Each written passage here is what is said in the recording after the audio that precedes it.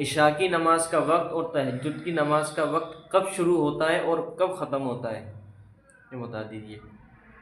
بھائی ختم میں تو دونوں ایک ساتھ ہیں، یعنی یہ سمجھ لو کہ عشاء کی نماز کا جو وقت ہے اور تہجد کا جو وقت ہے، ختم تو دونوں ایک ساتھ ہوتے ہیں۔ یعنی صبح صادق جیسے ہی ہوتی ہے، یعنی فجر کا وقت جیسے شروع ہو جاتا ہے تو کیا ہے، عشاء کا وقت اور تہجد کا وقت ختم ہو جاتا ہے۔ البتہ عشاء کا وقت شروع کب ہوتا ہے، وہ شفق سرخ کا معاملہ ہوتا ہے۔ شفق سرخ، بزرگوں نے کتاب میں ایک لفظ لکھا ہے کہ شفق سرخ کے غروب ہوتے ہی عشاء کی نماز کا وقت شروع ہوتا ہے۔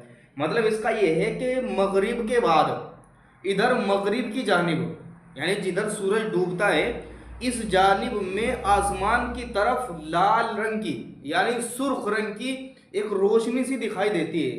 یعنی تم ادھر مشرق کی طرف نظر گھماؤ اور مغرب کی طرف نظر گھماؤ تو دونوں میں فرق نظر آئے گا۔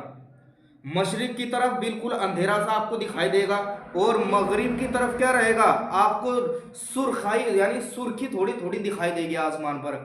جب تک وہ سرخی رہے گی، جب تک تو مغرب کا وقت چل رہا ہے، جیسے ہی وہ سرخی ختم ہو جائے گی فوراً عشاء کا وقت شروع ہو جائے گا۔ اور جیسے ہی عشاء کی نماز آپ پڑھ لیتے ہیں تو عشاء کی نماز کے بعد سے ہی تہجد کی نماز کا وقت کیا ہو جاتا ہے، شروع ہو جاتا ہے۔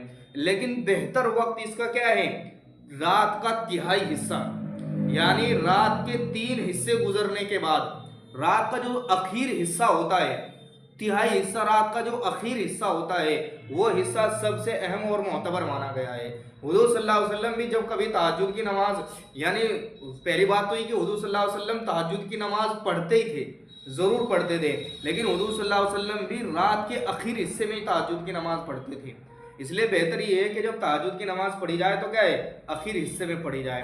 تو کیا سمجھ میں آیا اس سے، یعنی یہ سمجھے کہ شفق سرخ کے غروب ہوتے ہی عشاء کا وقت شروع ہو جاتا ہے ایک۔ دوسری بات یہ کہ عشاء کا وقت اور تہجد کا وقت دونوں ایک ساتھ ختم ہوتے ہیں، یعنی صبح صادق جیسے ہی شروع ہوتی ہے اسی وقت کیا ہے، عشاء کا اور تہجد کا وقت ختم ہو جاتا ہے۔